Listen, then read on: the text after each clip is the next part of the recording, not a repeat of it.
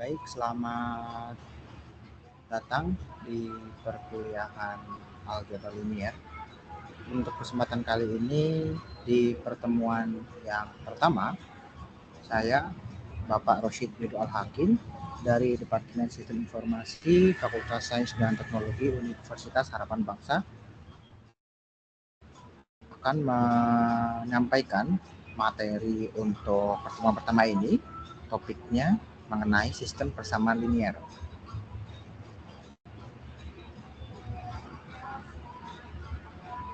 Nah, terlebih dahulu kita bersama-sama menyimak terkait dengan kontrak perkuliahan terlebih dahulu, di mana kontrak perkuliahan ini akan membantu saudara-saudari sekalian dalam rangka perkuliahan semester ini di mata kuliah Algebra Linear. Untuk mendukung kesuksesan perkuliahan ini, diharapkan para mahasiswa dan mahasiswi bisa mengikuti dan menyesuaikan diri dengan ketentuan-ketentuan yang diberlakukan baik terhadap mata kuliah ini maupun fakultas dan universitas itu sendiri. Untuk tata tertib perkuliahan, mahasiswa ketika kelas offline ya, ketika kelas dilaksanakan secara langsung tatap muka, tidak melalui platform dalam jaringan atau daring seperti ini, diharapkan datang maksimal itu keterlambatan 15 menit. Dan apabila suatu saat pertemuan dosen yang mengampu ataupun yang mengajar saat itu di kelas selama 15 menit belum hadir, mohon untuk ditunggu. Jika memang tidak ada konfirmasi dari dosen yang bersangkutan setelah lebih dari 15 menit, maka kelas dinyatakan kosong atau libur. Sehingga mahasiswa perlu menyesuaikan diri dengan dosen yang bersangkutan dan juga rekan-rekan di kelasnya menganggarkan waktu yang kosong atau tersedia untuk dilaksanakan perkuliahan ulang. Dan mahasiswa mempunyai hak untuk mengikuti ujian akhir semester atau UAS jika yang pertama, poin pertama, mengikuti kuliah minimal 12 kali atau dari jumlah pertemuan keseluruhan tidak hadir itu maksimal 3 kali.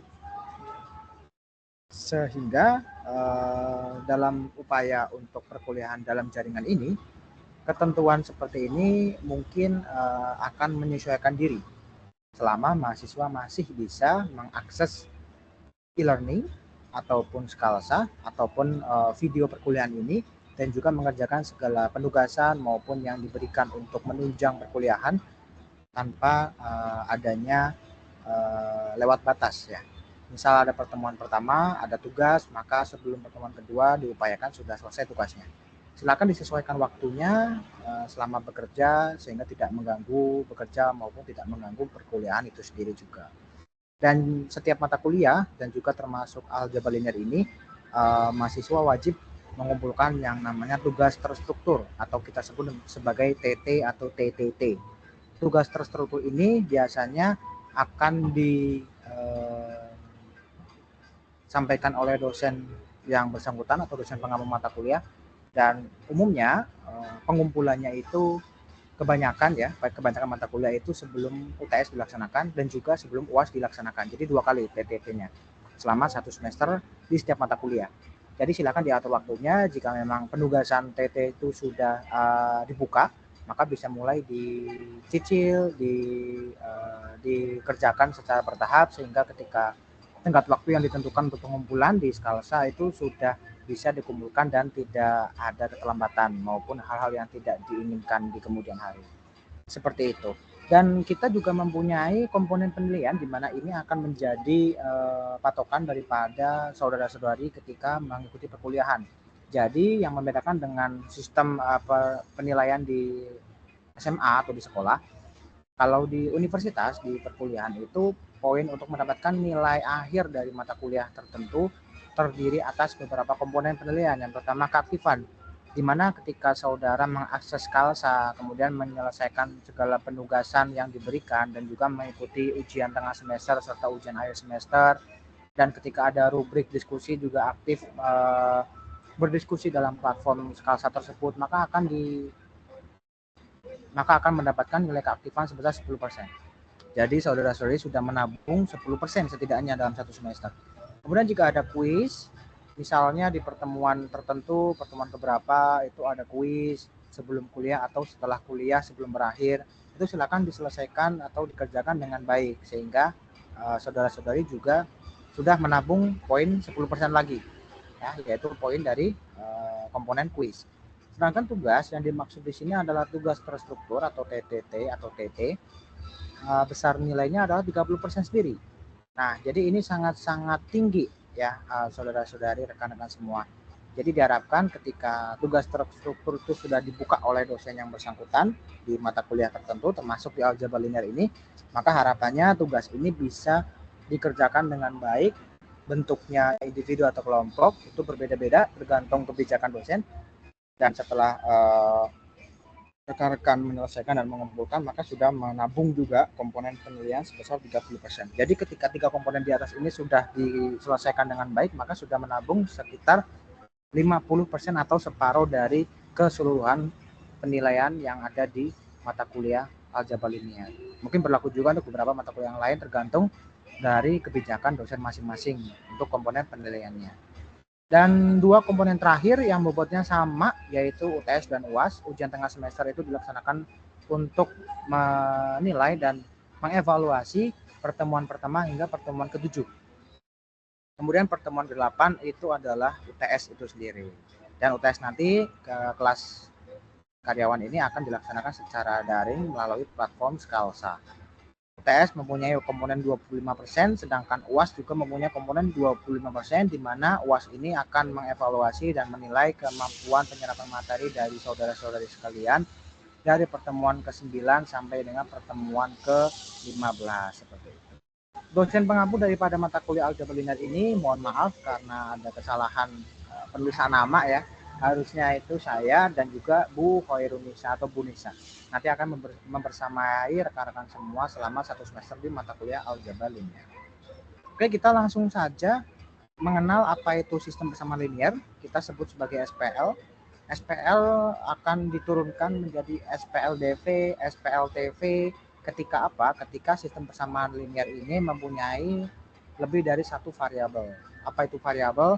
Variabel adalah lebih mudahnya itu komponen yang tidak mempunyai bobot angka tetapi dia membersamai angka. Maksudnya bagaimana? Selama variabel itu tidak menggandeng ya, tidak membersamai nilai yang jumlahnya 0 atau nilai yang bernilai 0 ya, value-nya 0, maka dia masih menjadi variabel dan juga ditemani oleh angkanya. Angka tersebut disebut sebagai konstanta. Jadi konstantanya tidak boleh bernilai 0 jika ingin membersamai dari si variabel itu sendiri. Nah, kemudian jika memang variabelnya jumlahnya lebih dari 1, misalnya ada variabel X dan variabel Y, maka sistem persamaan linear tersebut sudah menjadi sistem persamaan linear 2 variabel atau SPLDV. Jika ada variabel tambahan lagi yaitu variabel Z misalnya, jadi kita mempunyai sebuah persamaan dengan variabelnya itu X, Y, kemudian Z, maka dia sudah menjadi sistem persamaan linear 3 variabel atau SPLTV seperti itu kurang lebihnya. Dan dalam SPL ini nanti kita akan menyelesaikan permasalahan dalam penyelesaian samanya dengan operasi baris elementer atau OBE, di mana OBE sendiri nanti bisa membantu rekan-rekan semua dalam penyelesaian soal atau masalah dari sistem persamaan linear atau SPL itu sendiri. Kemudian sistem persamaan linear kita bisa lihat contohnya. Saya sudah buat anotasi di sini. Misalnya kita punya persamaan linear secara umum A1X ditambah A2Y sama dengan B. Di mana setelah kita identifikasi, maka A1 merupakan konstanta daripada variabel X. Sedangkan A2 merupakan konstanta daripada variabel Y.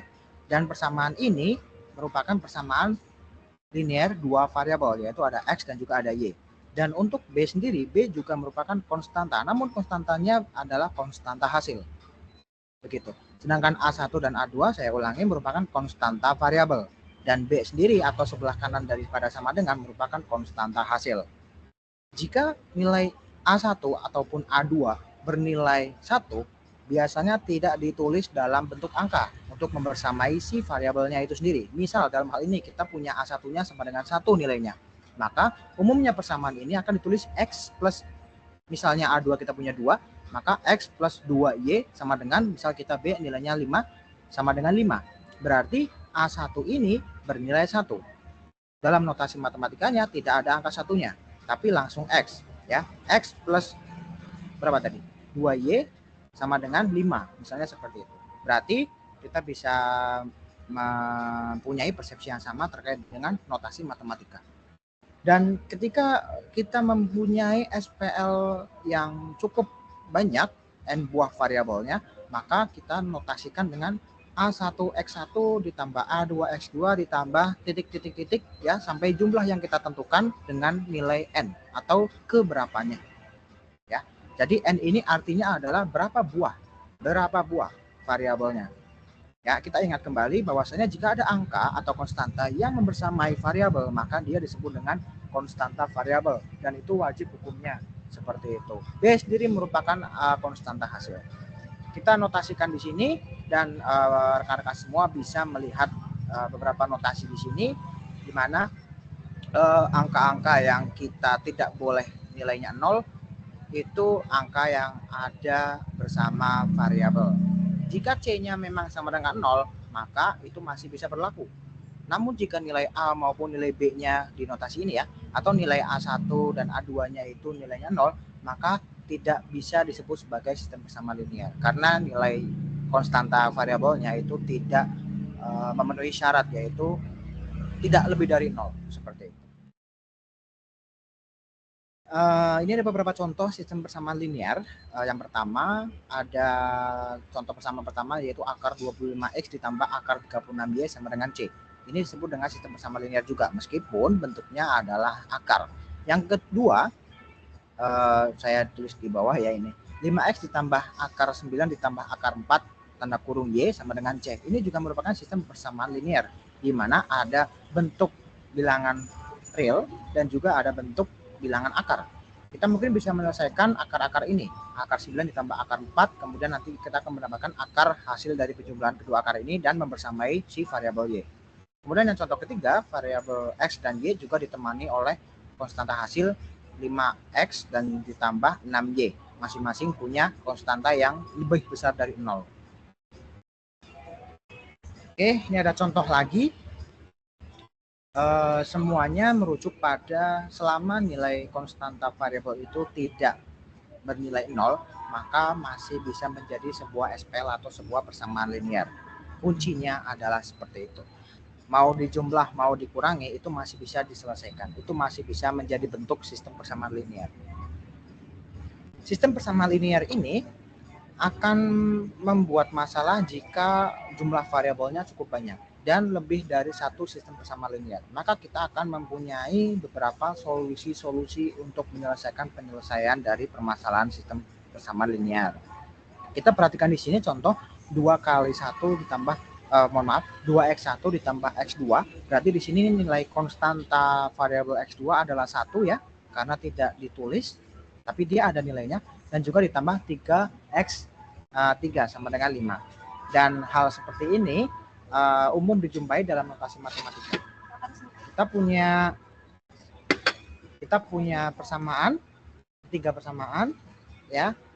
Maksudnya adalah mohon maaf, satu persamaan tapi ada 3 solusi, di mana solusi-solusi ini dalam rangka untuk mencari daripada nilai variabelnya, variabel X1, variabel X2 dan variabel X3 dari persamaan pertama ini, 2x1 ditambah x2 ditambah 3x3 sama dengan 5. Kita harus mencari tahu nilai X1, X2 dan X3 masing-masing, sehingga kita mempunyai 3 penyelesaian solusinya, dan semuanya harus lebih besar dari 1. Mengapa demikian, Pak? Karena saya ulangi lagi, jika nilai konstanta variabel itu nilainya 0, maka X tersebut juga dianggap tidak ada atau 0. Jadi dia tidak bisa disebut sistem persamaan linear karena memang tidak ada variabelnya.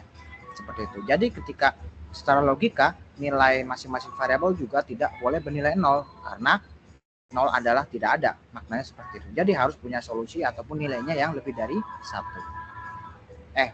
Lebih dari 0 atau 1 dan seterusnya. Ini tadi saya sudah notis ya, ditulis kembali, bisa dipelajari dengan seksama dalam slide, nanti akan tersedia di Skalsa. Dan ini ada contoh beberapa persamaan yang bukan tipe SPL ya, bukan persamaan linear. Yang pertama, Y kurangi sin X sama dengan 0. Kenapa ini bukan sistem persamaan linear? Karena ada variabel X yang memuat trigonometri, yaitu sinus. Ya, karena ada sinus, jadi dia tidak bisa disebut sebagai sistem persamaan linear. Kemudian sistem persamaan yang kedua, 3x plus 2y min z tambah xz sama dengan 4. Ini tidak bisa disebut sebagai sistem persamaan linear. Mengapa demikian? Untuk 3x ditambah 2y min 1z ya, sama saja ya, min 1z, itu masih sistem persamaan linear. Tetapi muncul di sini ditambah xz, di mana dia adalah dua variabel langsung dalam satu kali kelompok, dalam satu kelompok. Sehingga ketika diselesaikan tidak bisa menemukan jawabannya. Dan ini tidak bisa disebut sebagai sistem persamaan linear. Kemudian sistem persamaan linear ketiga, kita mempunyai persamaan X1 pangkat setengah ditambah 2X2 ditambah X3 sama dengan 1. Masing-masing bernilai konstanta 1 untuk X1 dan 1 untuk X3, karena tidak ditulis, jumlahnya 1. Dan di sini kenapa tidak bisa? Karena ada pangkat setengah, di mana ketika ada pangkat berapapun, maka variabel-variabel yang lain juga harus memuat pangkat yang sama. Kemudian selanjutnya sistem persamaan linear, kita fokus pada jumlah variabel-variabelnya X1, X2, X3 dan seterusnya, maka disebut sebagai SPL karena hanya satu persamaan linear. Hanya saja variabelnya itu berurut dari 1, 2, 3 dan seterusnya. Dan urutan bilangan disebut S1, S2, S3 adalah nilai-nilai yang membersamai si variabelnya itu. Jika X1 sama dengan S1, maka nilainya memang membersamai si variabel X1-nya. Jika X2 sama dengan S2, maka nilai X2 itu akan ditemani oleh konstanta S2 dan seterusnya. Dalam mencari penyelesaian SPL, kita memerlukan beberapa metode. Bisa metode substitusi yang paling sederhana, metode eliminasi, mencari X terlebih dahulu, kemudian baru mencari Y, metode Gauss dan metode Gauss-Jordan itu akan membuat persamaan linear menjadi matriks. Metode substitusi sangat sederhana. Langkah pertama, jika kita punya sistem persamaan, kita nyalakan sebagai X sebagai fungsi Y atau Y sebagai fungsi X. Kemudian langkah yang kedua, kita substitusikan atau kita masukkan X maupun Y pada langkah pertama ke persamaan yang satunya. Jadi beda kepersamaan ya, bukan persamaan yang sama. Contohnya, kita punya persamaan X plus Y sama dengan 4. Ini persamaan pertama. Persamaan kedua, 4X ditambah 3Y. Ini persamaan ketiga. 4X tambah 3Y sama dengan 13. Ini persamaan kedua. Dari persamaan pertama, kita punya X plus Y sama dengan 4, didapat Y sama dengan 4 min X. Kita pindah saja X-nya di sisi sebelah kanan setelah 4. Karena dia positif, maka ketika berubah posisi dari kiri sama dengan di kanannya sama dengan, maka dia menjadi negatif. Begitu pula sebaliknya, jika di sebelah kiri sama dengan dia negatif nilainya, maka ketika dipindah ke sisi kanan setelah sama dengan, dia akan bernilai positif. Dalam hal ini X-nya adalah positif, maka ketika dipindah ke sisi sebelah kanan, maka dia menjadi nilai negatif, min X. Kita punya persamaan baru, Y sama dengan 4 min X. Kita sebut sebagai persamaan 3. Dan persamaan 3 ini kita substitusikan ke persamaan yang kedua, yaitu 4X plus 3Y sama dengan 13. Kita masukkan di sini, kita selesaikan 4X plus 3Y, kita selesaikan karena Y sama dengan Y sama dengan 4 min X, maka kita masukkan Y-nya 4 min X, kita kalikan semua, 3 kali 4, 12, kemudian 3 kali min X sama dengan min 3X, dan kita punya 4X dan juga min 3X. Kita bisa selesaikan 4 kurangi 3 menjadi 1X, maka kita tulis X saja. Dalam hal ini saya kasih anotasi 1, karena untuk menyatakan atau memudahkan bahwasanya X adalah nilainya konstantanya 1. Plus 12 kita taruh di sini 12 dan sama dengan 13. Kita selesaikan 12 dipindah ke sisi kanan, maka X sama dengan 13 kurangi 12 sama dengan 1. Kita sudah punya nilai X sama dengan 1. Kita harus memasukkan nilai X sama dengan 1 untuk mencari tahu nilai Y-nya. Nilai Y-nya kita sudah punya dari mengubah persamaan pertama, yaitu Y sama dengan 4 min 1, karena asalnya dari Y sama dengan 4 min X. Min X kita harus cari, ya, karena X kita sudah temukan sama dengan 1, maka kita tinggal masukkan angka 1, yaitu Y sama dengan 4 min 1, Y sama dengan 3. Kita sudah mempunyai solusi persamaan dari contoh pertama ini dengan metode substitusi, yaitu nilai X-nya sama dengan 1 dan nilai Y-nya sama dengan 3.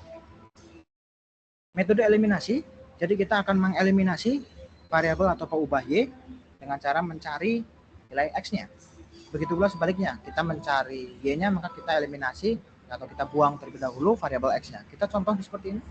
Kita punya persamaan 2X plus 3 sama dengan 13 dan persamaan kedua 3X plus 4Y sama dengan 19. Ya, kita selesaikan dulu 3 sama 4 dengan cara nilai komisi persekutuan terkecil. KPK-nya berapa? 12 dikali 13. Jadi 3 kali 1. Nah, Karena kita sudah punya nilai KPK-nya, maka kita bisa mencari. Kita hilangkan dulu Y-nya, karena kita akan mencari X-nya, maka kita cari 4 dan 3. 4 dan 3 ini merupakan nilai KPK, dan juga kita masukkan 2 kali 4 sama dengan 8X. Ini 12, berarti 3 kali 4 sama dengan plus 12Y, dan 13 kita kali 4 sama dengan 52. Begitu pula yang persamaan kedua, 3X kita 9X. Kemudian di sini 4Y, kita masukkan di sini plus 12Y karena dikali 3, dan 19 kali 3 sama dengan 57. Kita kurangi semua. Di sini akan muncul 12Y dikurangi 12Y akan habis. Jadi sisa 8 dikurangi 9X, yaitu min 1X atau min X. Kita punya juga 52 kurangi 57 sama dengan min 5. Jadi kita bisa hilangkan min-minnya karena kanan kiri ini sisinya mempunyai nilai sama-sama nilai negatif. Jadi kita tinggal kali 1. Sehingga persamaan sehingga hasilnya X sama dengan 5 karena kita sudah kalikan mereka dengan min 1. Oke, kita sudah selesaikan, tinggal mencari nilai Y-nya. Nilai Y-nya kita masukkan di sini. Mohon maaf, nilai X-nya yang kita hilangkan. Berarti nanti kita cari KPK dari nilai 2 sama 3-nya. Sini 2 sama 3. Kita masukkan di sini 2 kali 3 sama dengan 6 plus 3 kali 3 sama dengan 9, 13 kali 3 sama dengan 39. Yang kedua 3X dikali 2 berarti 6X. 4Y dikali 2 berarti 8Y, dan 19 kali 2 berarti 38. Kita kurangi sama dengan yang ini. Caranya 39 kurangi 38 sama dengan 1. Ini 9Y dikurangi 8Y sama dengan 1Y, dan 6X kurangi 6X habis. Sehingga kita hanya punya 1Y atau Y saja. Y sama dengan 1. Jadi kita punya nilai X-nya sama dengan 5 dan juga nilainya sama dengan 1. Ini ada contoh soal, silakan rekan-rekan semua bisa mencobanya di rumah. Kemudian bisa didiskusikan jika ada hal-hal yang masih bingung, hal-hal yang masih perlu ditanyakan, silakan tanyakan dalam platform Scalasa maupun di Google Teams, Microsoft Teams yang sudah dibagikan linknya. Terima kasih atas perhatian dan kerjasamanya. Selamat belajar dan kita jumpa lagi di pertemuan yang akan mendatang di pertemuan kedua. Terima kasih dan salam sehat selalu.